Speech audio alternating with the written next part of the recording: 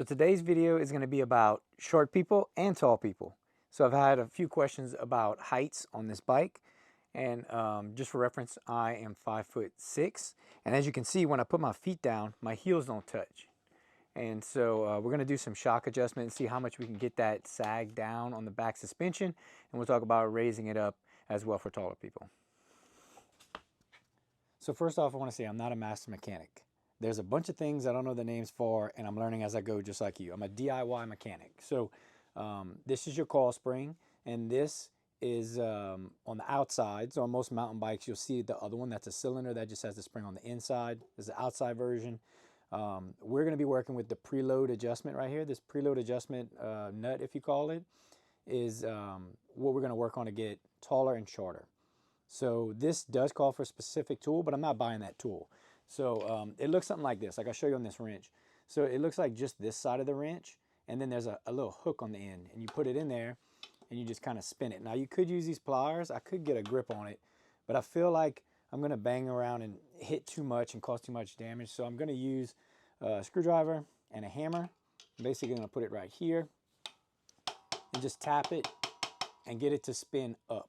So since I'm short, I want to get this distance from here to the tire to shrink. So basically shrink this so it brings the seat down.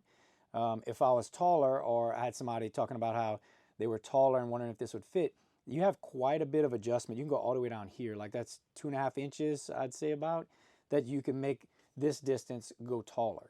So, you know, you can do those adjustments. I'm going to go up. We're going to see how far I can do this preload adjustment up before the spring doesn't hold, or if it holds all the way to the top, we'll see. But I'm going to adjust that, and then we'll go from there and see how short we can make this distance from my height. So I've put the preload adjustment all the way up, and you can see it's right here.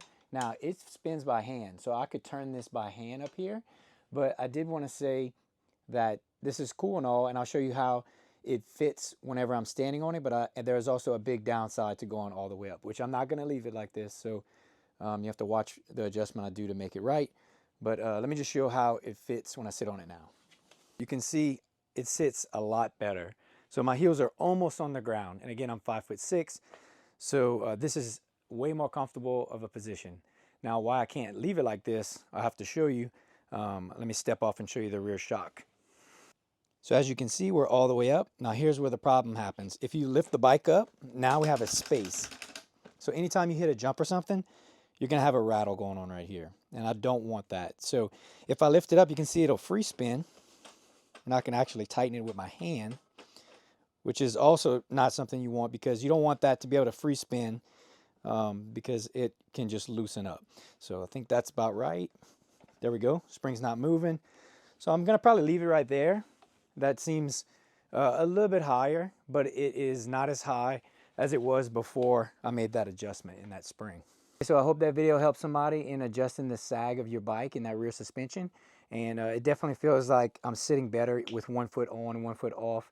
I'm not kind of super extended. And the same goes for if you're taller, if you're a taller person and it's not quite reaching and you're sitting, like if my foot was on the ground, I have to get off to show you, but if you're touching the ground like this, where your knee's kind of bent, you might want to sit a little bit taller and just adjust that shock the opposite way and go down with it. So after I made my video, I found my tool, and as you can see, it lived outside for a while, but it still works. So this is a, I think 45 to 52 millimeter.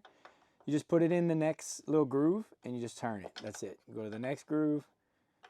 If I can find it back here, there we go, and just turn it. And so that's how you make your adjustments up and down. But you can still do it with the screwdriver. Both of them worked really well, but I just wanted to show that tool and how it worked. But anyway, hope that helps, and I'll see you on my next ride video.